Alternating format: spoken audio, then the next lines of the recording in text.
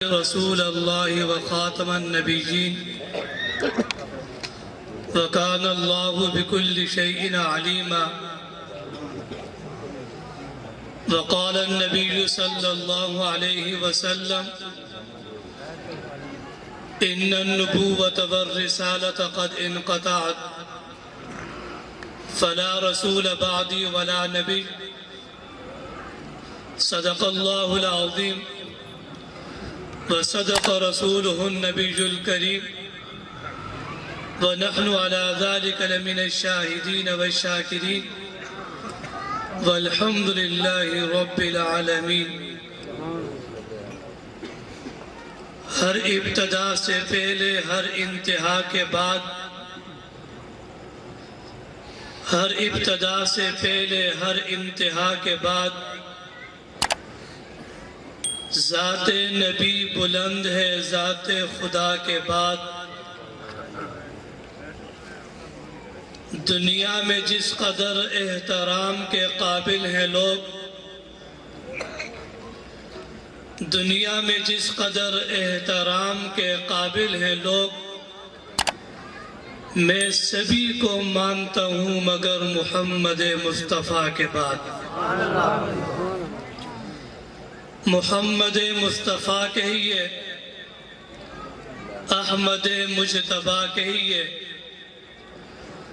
محمد مصطفیٰ کہیے، احمد مجتبیٰ کہیے، خدا کے بعد بس وہ ہیں، پھر اس کے بعد کیا کہیے۔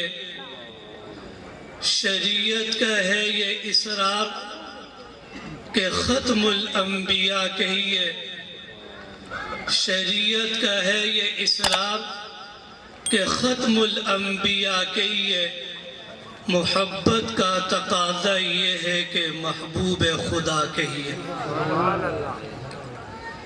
میرے واجب الاحترام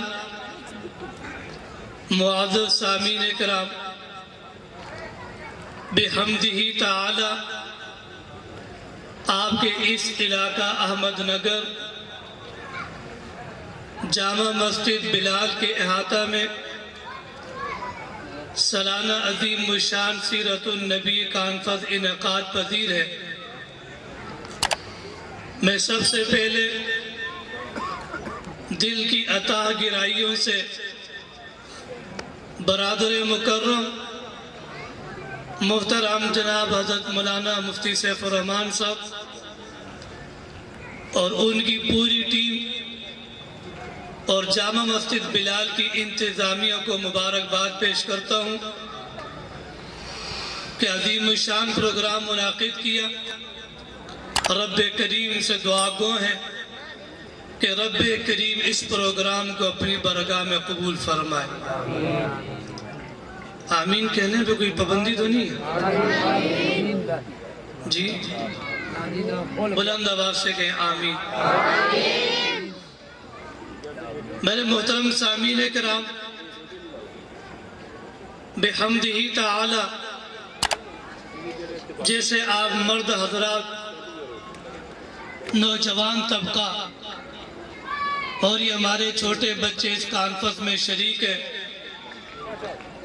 اسی طرح بڑی تعداد میں ہماری مائیں بہنیں، خواتین و مستورات بھی آج کے ہمارے اس پروگرام میں شریک ہیں۔ میرے محترم سامعین کرام، آج کے اس پروگرام کا عنوان سیرت النبی کانفرنس ہے۔ رحمت دو عالم صلی اللہ علیہ وسلم کی سیرت طیبہ کو عموماً ربیع الاول کے مہینے میں بیان کیا جاتا ہے۔ سب سے پہلے تو میں ایک بات کہنا چاہتا ہوں کہ سیرت النبی یہ منانے کی چیز نہیں ہے، سیرت النبی یہ اپنانے کی چیز ہے۔ آج کا یہ ہمارا پروگرام کوئی روایتی، کوئی رسمی پروگرام نہیں ہے، خالصتاً ایک نظریاتی پروگرام کہ جس میں آپ شریک ہو کر آقا صلی اللہ علیہ وسلم کی محبت سے سرشار ہو کر اس نیت کے ساتھ کہ اس پروگرام سے جائیں گے تو رحمت دو عالم صلی اللہ علیہ وسلم کی سیرت کو اپنانے کا، اس پر عمل کرنے کا ایک جذبہ انشاءاللہ لے کر جائیں گے، اور اپنے اس 5-6 فٹ کے قد پر آقا صلی اللہ علیہ وسلم کی سیرت اور صورت کو انشاءاللہ ہم سب اپنانے کی کوشش کریں گے۔ کہہ دیں انشاءاللہ۔ میرے محترم سامعین کرام، بڑی تعداد میں خواتین موجود ہیں، مسلمان بھی موجود ہیں۔ سیرت النبی رحمت دو عالم صلی اللہ علیہ وسلم کی زندگی اور سیرت کے مختلف پہلو کو بیان کیا جاتا ہے۔ آج آپ نے توجہ اس بات پر کرنی ہے کہ رحمت دو عالم صلی اللہ علیہ وسلم کی ذات کی حفاظت کے لیے، آپ کی عزت آبرو کی حفاظت کے لیے، آقا صلی اللہ علیہ وسلم کی ایک ایک سیرت اور سنت کو زندہ رکھنے کے لیے میرے آپ کے صحابہ نے کیا قربانی دی، امت نے کیا قربانی دی، خواتین نے کیا قربانی دی، پوری امت نے کیا قربانی دی۔ آج میری ماں اور بہن اپنے کان اور دل و دماغ کی کھڑکیوں کو کھول کر یہاں سے ایک نظریاتی پیغام لے کر جائے کہ صحابیات نے دین کے لیے کیا قربانی دی۔ میرے اللہ نے جب ہمارے نبی صلی اللہ علیہ وسلم کو 40 سال کی عمر میں نبوت کا منصب عطا کیا، آپ نے لوگوں کو دین کی دعوت دی۔ کوہ صفا پر کھڑے ہو کر آپ نے اپنی نبوت کا اعلان کیا۔ مکہ کی سرزمین پر 13 سال آپ لوگوں کو دین کی دعوت دیتے رہے۔ ہمارے نبی کو مکہ سے ہجرت پر مجبور کیا گیا، آپ مدینہ کی سرزمین پر تشریف لائے، وہاں پر آپ نے اسلام کی دعوت دی، آپ نے مشرکین کے خلاف جہاد کیا، کافروں کے خلاف جہاد کیا۔ ایک طبقہ وہ بھی کھڑا ہوا جس نے پاک پیغمبر صلی اللہ علیہ وسلم کی ذات پر کیچڑ اچھالا، ایک جماعت وہ بھی کھڑی ہوئی جس نے حضور کی عزت آبرو پر حملہ کیا، ایک طبقہ وہ بھی کھڑا ہوا جس نے پاک پیغمبر صلی اللہ علیہ وسلم کو تنقید کا نشانہ بنایا۔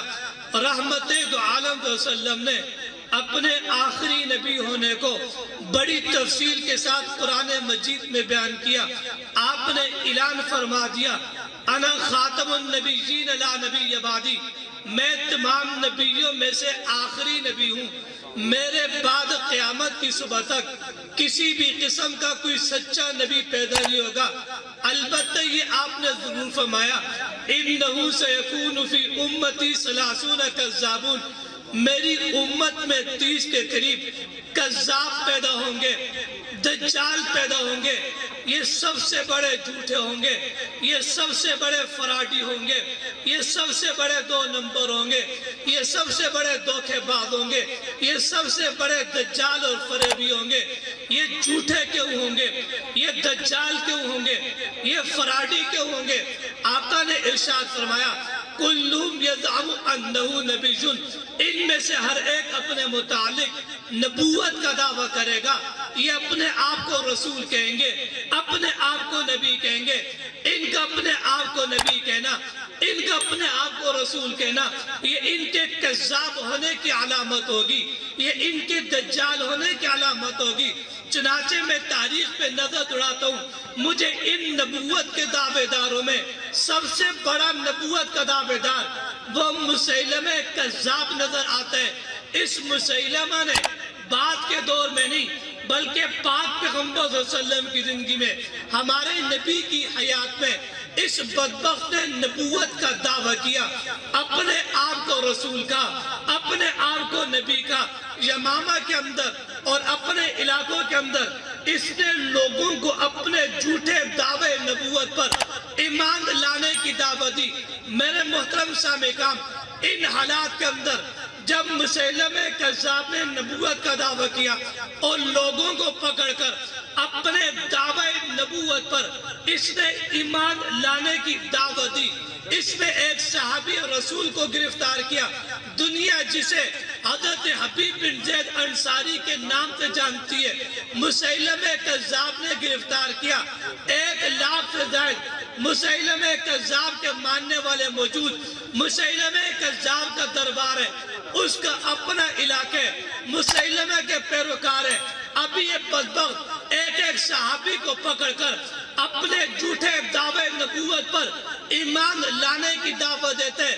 میرے محترم صاحب کام، ذرا آگے چلنے سے پہلے یہاں بریک لگا کر 2 منٹ کے اندر ذرا تصورات کی دنیا میں اپنے دماغ کو لے کے جائیں۔ ایک آج کا دور ہے کہ میں آپ ختم نبوت کی بات کرتے ہیں، حضور کی عزت کی بات کرتے ہیں، منکرین ختم نبوت، قادیانیت اور مرزائیت کی بات کرتے ہیں۔ اس دور میں ختم نبوت کی بات کرنا بڑا آسان کام ہے، لوگوں کا ختم نبوت کی بات کو سننا بڑا آسان کام ہے۔ میں ختم نبوت کو بیان کروں گا، کوئی مجھے آ کے پکڑ کے قتل نہیں کرے گا۔ آپ ختم نبوت کی بات سنیں گے، آپ کو کوئی پکڑ کے قتل نہیں کرے گا۔ بڑی آزادی کے ساتھ حضور کی ختم نبوت کی بات ہوتی ہے۔ آج 2023 میں موجود ہے، آج سے 50 سال پہلے 74 کی طرف چلے جائے، 74 سے 20 سال پیچھے 1953 اور 54 کی طرف چلے جائے، 1947 میں چلے جائے کہ جب ختم نبوت کی بات کرنا آپ کی پاکستان کی سرزمین پر جرم تھا، خصوصاً اس علاقے میں اگر ختم نبوت کی بات کی جاتی اس کو پابند سلاسل کیا جاتا۔ یہ میں 14ویں صدی کی بات کروں، 20ویں عیسوی کی بات کروں، ذرا پہلی صدی کی طرف چلے جائیں، پہلی عیسوی کی طرف چلے جائیں۔ مسیلمہ کذاب ہے، نبوت کا دعوے دار موجود ہے۔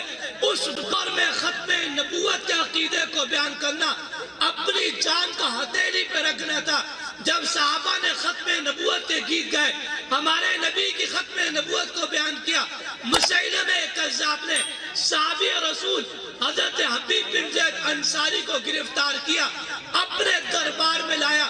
اپنے دربار میں لانے کے بعد پہلا سوال کیا، اتشہد ان محمد رسول اللہ، اے حبیب کیا تم اس بات کی گواہی دیتے ہو کہ محمد اللہ کے رسول ہے؟ حضرت حبیب فرمانے لگے، اشہد ان محمد رسول اللہ، کہ میں اس بات کی گواہی دیتا ہوں محمد اللہ کے رسول ہے۔ آپ بھی میرے ساتھ تھے، ہم اس بات کی گواہی دیتے ہیں کہ محمد کون ہے؟ زور سے، اللہ کے رسول ہے۔ آپ نے حضور کی رسالت کی گواہی دی۔ اس نے اگلا سوال کیا، اتشہد انی رسول اللہ، اے حبیب کیا تم اس بات کی گواہی دیتے ہو میں مسیلمہ وہ بھی اللہ کا رسول ہوں؟ جب حضرت حبیب نے یہ بات سنی، اس بات کو سننے کے بعد اپنے دونوں انگلیوں کو فضا میں بلند کیا، کانوں میں رکھا، اور کانوں میں رکھنے کے بعد جملہ کہا، ان فی اذنی صمما عن سماع ما تقول، فرمانے لگے میرے کان میں روئی ہے، میرے کان میں پردہ ہے، میرے کان میں ڈانٹ ہے، میں تیری اس بغبغ کو نہیں سنتا، تیرے دعوی نبوت کو نہیں سنتا۔ مسیلمہ کذاب کہنے لگا، جب میں یہ کہتا ہوں اتشہد ان محمد رسول اللہ، کیا تم محمد کو اللہ کا رسول مانتے یا نہیں مانتے؟ تب تو تمہارے کان ٹھیک ہے، تب تو میری بات سنائی دیتی ہے، تب تو تم یہ جملہ سنتے ہو، تب تو تم حضور کی نبوت کی گواہی دیتے ہو۔ جب میں اپنے متعلق بات کرتا ہوں اتشہد انی رسول اللہ، جب میں مسیلمہ اپنی نبوت کو پیش کرتا ہوں، جب میں اپنی رسالت کو پیش کرتا ہوں، وَلَا تَسْمَعُ هَذَا، پھر تم کہتے ہو کہ میرے کان اس کو سننے کے لیے تیار نہیں ہے، مجھے آواز نہیں آتی۔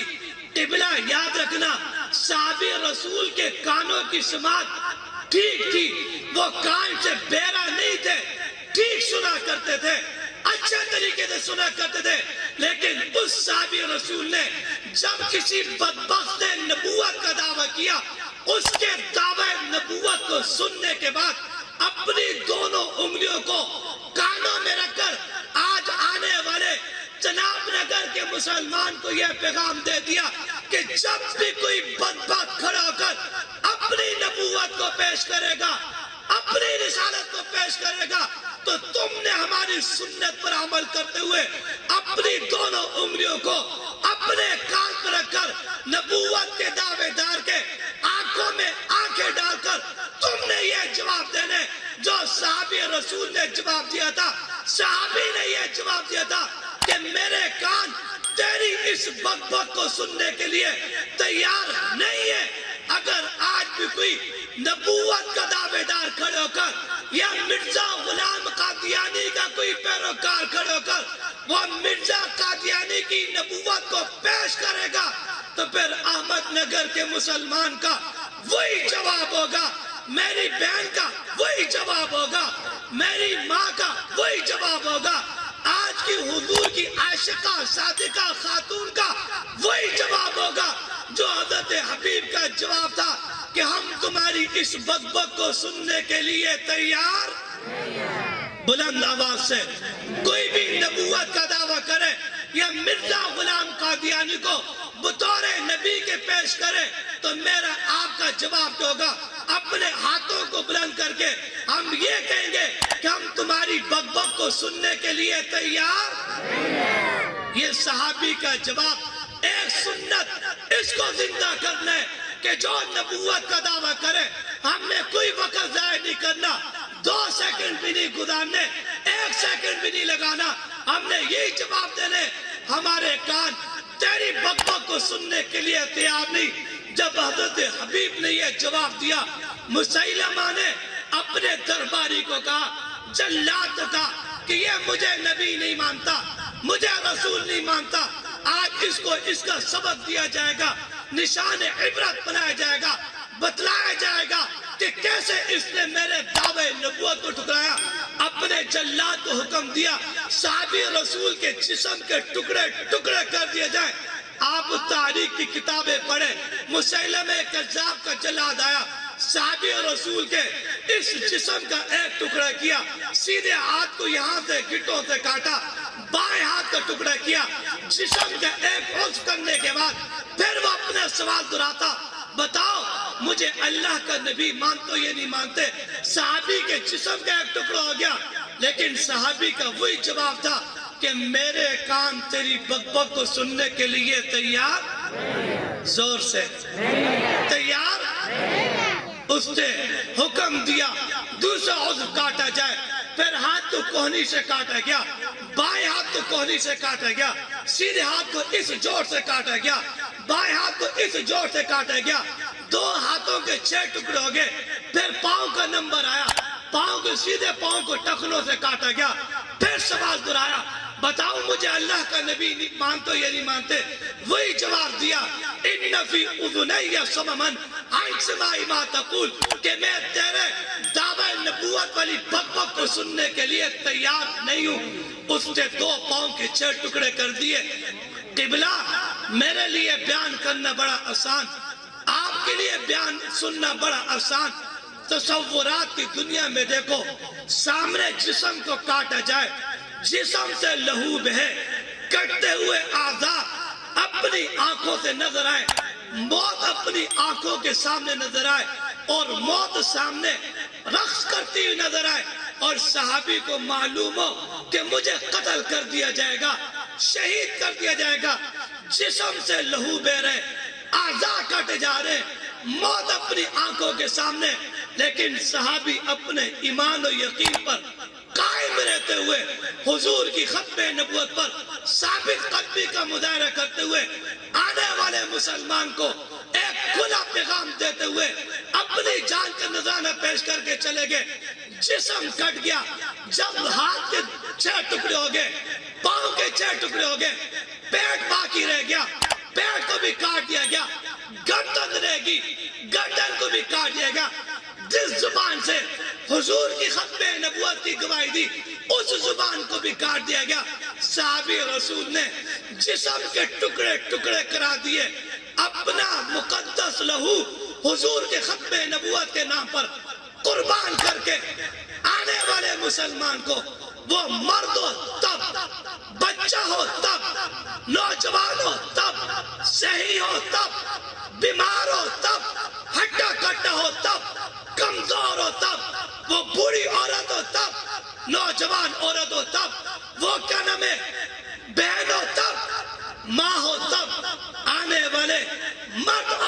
پیغام دے دیا جب بھی ختم نبوت پر ڈاکہ ڈلے، ختم نبوت پر حملہ ہو، اگر ختم نبوت کی حفاظت کے لیے تمہارے جسم کے ٹکڑے ہو جائیں، جسم کو قربان کرانا پڑے، تم اپنے جسم کے ٹکڑے کرا دینا، اپنے جسم کو قربان کرا دینا، لیکن کبھی بھی حضور کی ختم نبوت کے ساتھ بے وفائی مت کرنا۔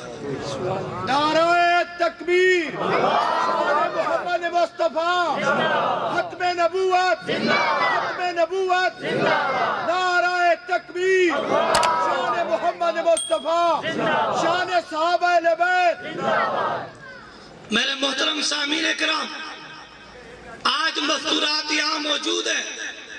مستورات کی ذمہ داری صرف یہ نہیں کہ گھر کے کچن پر دھرنا دے کے بیٹھ گئے، آج کی عورت کی یہ ذمہ داری نہیں کہ پورا دن وہ پکوان بنانے میں مصروف رہے، آج کی عورت کی یہ ذمہ داری نہیں کہ وہ ٹی وی ڈرامے اور فلموں میں اپنا وقت ضائع کرے، آج کی عورت کی بہت بڑی ذمہ داری ہے اپنے نسلوں کی ایمان کی حفاظت کرنا، ان کے دل میں ختم نبوت کا پیغام بٹھانا، ان کے ایمان کو تازہ رکھنا، آنے والے نسل کی ایمان کی فکر کرنا، یہ آج کی عورت کی ذمہ داری ہے۔ میں اپنی مستورات سے کہنا چاہتا ہوں، حضرت حبیب بن زید یہ بھی کسی کے بیٹے تھے، ان کی بھی کوئی ماں تھی، جب انہوں نے اپنا جسم قربان کیا، ختم نبوت پر اپنے جسم کو ٹکڑے ٹکڑے کروا دیے، ان کی ماں آئی۔ آج میری بہن سوچے، حضرت حبیب بن زید کا لاشا جب ان کی ماں حضرت ام عمارہ کے سامنے پیش کیا گیا، حضرت ام عمارہ نے جب اپنے بیٹے کی لاش کو دیکھا، کٹے ہوئے اعضاء کو دیکھا، بہتے لہو کو دیکھا، جسم کے ٹکڑوں کو دیکھا، تو اس ماں نے، عظیم ماں نے، مقدس ماں نے، حضرت ام عمارہ نے اپنے بیٹے کے لاشے کو دیکھنے کے بعد ماتم کو بھی نہیں کی، سینہ کو بھی نہیں کی، ماتم نہیں کیا، ہائے وائے نہیں کیا، اپنے سر کو نہیں پیٹا، اپنے سر سے تقدس کی چادر نہیں اتاری، گھر پہ شور نہیں مچایا، اپنے چھت کو سروں پہ نہیں اٹھایا، کوئی جگہ فضا نہیں کی، کوئی رونے پیٹنے والا کام نہیں کیا۔ بیٹے کی لاش کو دیکھنے کے بعد ام عمارہ نے ایک تاریخی جملہ کہہ کر آنے والی عورت کو پیغام دے دیا، مجھ سے سبق لے کر جاؤ۔ ام عمارہ نے کیا کہا؟ بیٹے کی لاش کو دیکھنے کے بعد ایک جملہ کہا، وہ جملہ کیا تھا؟ خدا کی قسم میں اپنے وجود کو بیچ دوں، آپ مسلمانوں کی بازار میں قیمت لگا کر اگر اس جملے کو خریدنا چاہوں، میں اس جملے کو خرید نہیں سکتا، بازار میں اس جملے کی قیمت نہیں لگا سکتا، کوئی بھی بندہ اس جملے کو خرید نہیں سکتا۔ میرا ایمان یہ میدان معاشر میں ام عمارہ کے اس جملے کو ترازو کے ایک پلڑے پہ رکھ دیا جائے، میری آپ کی ساری نیکیوں کو ترازو کے دوسرے پلڑے پہ رکھ دیا جائے، ام عمارہ کا ترازو بھاری ہو جائے گا۔ کیا جملہ کہا تھا؟ بیٹے کی لاش کو دیکھنے کے بعد اللہ سے مخاطب ہو کر تاریخی جملہ کہا، لہذا اليوم ارضعتہ، بیٹا آج کے دن کے لیے دودھ پلا کر میں نے تجھے تیار کر کے رکھا تھا۔ کیا کہا؟ آج کے دن کے لیے کہ جب ختم نبوت کو تیری ذات کی ضرورت پڑے، حضور کی ختم نبوت کے لیے تیرے لہو کی ضرورت پیش آئے، جب ختم نبوت پر لوگوں کی قربانیوں کا سوال آئے، میرا بیٹا ختم نبوت کا محافظ اول بن کر، فرنٹ لائن کا مجاہد بن کر، وہ ختم نبوت کا محافظ بن کر اپنی جان کو اللہ کے نام پر بھی قربان کرے، اپنی جان کو پاک پیغمبر صلی اللہ علیہ وسلم کے نام پر بھی قربان کرے۔ تو ماں نے یہ جملہ کہا تھا، بیٹا میں نے تجھے دودھ اس لیے پلایا تھا، پرورش اس لیے کی تھی، تیری تربیت اس لیے کی تھی، تربیت اس لیے نہیں کی تھی، تو بڑا ہوگا میں تجھے فوجی بناؤں گی، تو بڑا ہوگا میں تجھے پولیس میں بھرتی کروں گی، تو بڑا ہوگا میں تجھے ڈاکٹر بناؤں گی، تو بڑا ہوگا میں تجھے وکیل بناؤں گی، تو بڑا ہوگا میں تجھے پائلٹ بناؤں گی۔ تو بڑا ہوگا میں تجھے کسی سرکاری عہدے پر میں تیری تعیناتی کروں گی۔ نانا اس ماں نے یہ کہا تھا بیٹا میں نے تجھے دودھ اس لیے پلایا تھا، تیری تربیت اس لیے کی تھی، تیری پرورش اس لیے کی تھی تاکہ تیرے دل کے اندر عشق رسالت کا جذبہ پیدا ہو، تیرے اندر محبت رسول کا جذبہ پیدا ہو، تیرے اندر آقا صلی اللہ علیہ وسلم کی محبت پیدا ہو، تاکہ جب حضور کے نام پر مر مٹنے کا وقت آئے تو اپنے ماں کے دودھ کے قطروں کی لاج رکھ کر اپنے ماں کی تربیت حق ادا کر کر اپنی جان کو حضور کے نام پر قربان کر دے، تاکہ تو دنیا میں بھی کامیاب ہو آخرت میں بھی کامیاب ہو۔ ام عمارہ نے مجھ مولوی کو یہ پیغام دے دیا، علماء کو پیغام دے دیا، تاجروں کو پیغام دے دیا، کاروباری لوگوں کو پیغام دے دیا، تبلیغی اور مجاہد کو پیغام دے دیا، کاشتکار اور کسان کو پیغام دے دیا، دکاندار کو پیغام دے دیا، تم دنیا کے کام کرو لیکن جب ختم نبوت کا تقاضا آئے تو ختم نبوت کے نام پر تم آگے بڑھ کر اپنی جان کو حضور کے نام پر قربان کر دیں۔ آج میری بہن سوچے، میری ماں سوچے کہ ختم نبوت کی تاریخ میں عورتوں کا حصہ شامل ہے۔ انگریز نے ہندوستان میں جب مرزا غلام قادیانی کو کھڑا کیا، مرزا نے نبوت کا دعویٰ کر کے مسلمانوں کے ایمان پر ڈاکہ ڈالا۔ یہ قادیانی پاکستان میں آگے، ان قادیانیوں کو پاکستان میں مسلط کیا گیا۔ اسی سال کا نام روا 1034 ایکڑ قادیانی جماعت کے نام الاٹ ہوئی۔ یہ قادیانی ہمارے سروں پر مسلط ہوئے۔ پھر آپ کو معلوم ہونا چاہیے ان قادیانیوں کے عزائم کو ناکام بنانے کے لیے 1953 میں ختم نبوت کی تاریخ چلی تھی، علماء گرفتار ہوئے تھے۔ اس ختم نبوت کی تاریخ میں ایک نام تھا سید امین گیلانی کا۔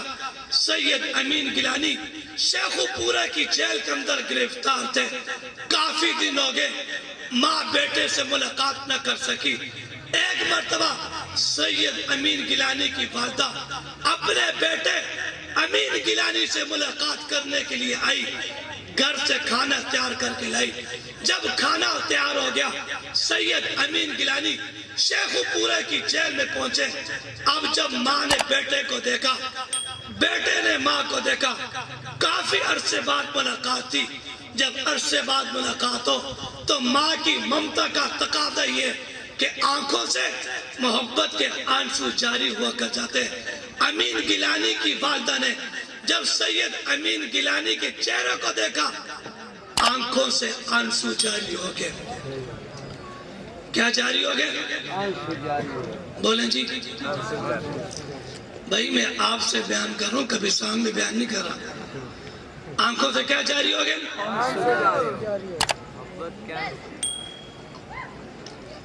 جب آنسو جاری ہوئے، پولیس والا یہ منظر دیکھ رہا تھا۔ منظر دیکھنے کے بعد وہ بھی انسان تھا، اس نے امین گیلانی کے سامنے پرچہ رکھا اور پرچہ رکھنے کے بعد کہا کہ یہ تحریر ہے، اس پر معافی نام ہے، اس پر آپ دستخط کر لیں، معافی مانگ لیں کہ میں آئندہ ختم نبوت کی تاریخ میں شامل نہیں ہوں گا، میں آئندہ ختم نبوت کی بات نہیں کروں گا۔ آج میری بہن غور کرے، امین گیلانی کی والدہ نے اس وقت کیا جواب دیا تھا۔ امین گیلانی فرماتے ہیں میں سوچنے لگا کہ میں کیا جواب دوں۔ فرماتے ہیں کہ میرے جواب دینے سے پہلے میری والدہ بول پڑی اور میری والدہ نے تاریخی جملہ کا پولیس والے کی آنکھوں میں آنکھیں ڈال کر میری والدہ کہنے لگی اللہ نے مجھے ایک بیٹا دیا تھا، میں نے اپنا ایک بیٹا حضور کی ختم نبوت کے لیے قربان کر دیا، اگر میرا اللہ مجھے 10 بیٹے دیتا تو 10 بیٹوں کو بھی ختم نبوت کے لیے قربان کر دیتا۔ یہ بھی ماں تھی، یہ بھی عورت تھی، انہوں نے قربانیاں دی، اپنے لہو کے نذرانہ پیش کیا، ختم نبوت کی فاتح کی۔ میرے آپ کے بزرگوں نے مقابلہ کیا۔ ایک وہ تھا کہ ہندوستان میں قادیانیوں کے خلاف کوئی بول نہیں سکتا تھا. آپ کے بزرگوں نے قربانی دی، جیلوں میں گئے، تحریکیں چلائی، پاکستان بنا. اسی چناب نگر میں قادیانی کھڑے ہو کر آپ کے پاکستان میں اقتدار کے خواب دیکھا کرتے تھے. قادیانی کے خلاف کوئی بول نہیں سکتا تھا. اگر آپ کے مولانا محمد علی چلندری ایک تقریر کرتے 6 مہینے کے لیے جیل میں ڈال دیا جاتا، پھر تبلیغ نہیں کر سکتا، اسلامی شاعر کو استعمال نہیں کر سکتا. یہ تیسرا دور قادیانیوں کا شروع ہو گیا جو ان کے زوال کا دور ہے. اب قادیانیوں کا آخری دور ہے اور وہ ان کے اختتام کا دور ہے. میرے آپ کے بزرگوں نے جو قربانی دینی تھی قربانی دے کر قادیانیوں کو زوال تک پہنچایا.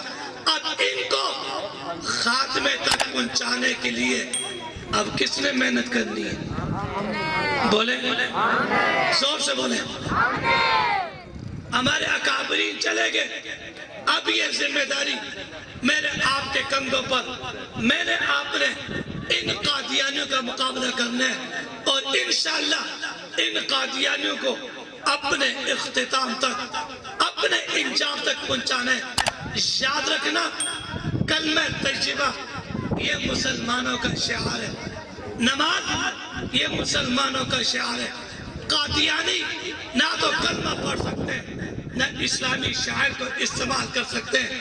آج ضرورت اس بات کی ہے کہ مسلمان اپنی ذمہ داری کا احساس کرتے ہوئے قادیانیوں کا بائیکاٹ کرے، قادیانی مصنوعات کا بائیکاٹ کرے، قادیانی اداروں کا بائیکاٹ کرے. شیزان کمپنی کی مصنوعات یہ مرزائیوں کی، اس کا بائیکاٹ ہونا چاہیے. مشموم کمپنی مرزائیوں کی، اس کا بائیکاٹ ہونا چاہیے. پران کمپنی مرزائیوں کی، اس کا بائیکاٹ ہونا چاہیے. فضل عمر قادیانیوں کے اسپتال، اس کا بھی بائیکاٹ ہونا چاہیے نہیں ہونا چاہیے؟ زور سے بولیں. یہ علاج ہونا چاہیے. مولوی صاحب، مفتی سیف الرحمان صاحب، یہ جو سیرت النبی کا جلسہ ہوا تھا نا، بڑا مزہ آیا. ہم نے حضور کی سیرت سنی. اب کل منگل ہے، میرا بیٹا بیمار ہے، فضل عمر میں لے کے جا رہا ہوں. آج سیرت کا پروگرام سنا اور کل کہاں چلے گئے؟ فضل عمر. آج حضور کی سیرت سنی، کہاں چلے گئے؟ طاہر ہاٹ مرزائیوں کے اسپتال میں. آج حضور کی سیرت سنی، کہاں چلے گئے؟ یہ آگے احمد نگر میں مرزائیوں کے اسکول ہے، یہاں اپنے بچوں کو داخل کر دیا. آج حضور کی سیرت سنی، کہاں چلے گئے؟ وہ لالیہ میں ایک ڈاکٹر ہے، اس کے پاس چلے گئے، ڈاکٹر شفقت کے پاس. تو میں پوچھنا چاہتا ہوں، تعلق ہو مرزائیوں کے ساتھ، کاروبار ہو مرزائیوں کے ساتھ، لین دین ہو مرزائیوں کے ساتھ، تو پھر حضور کی سیرت کے سننے کا کوئی فائدہ ہوا؟ بولے جی، زور سے بولے.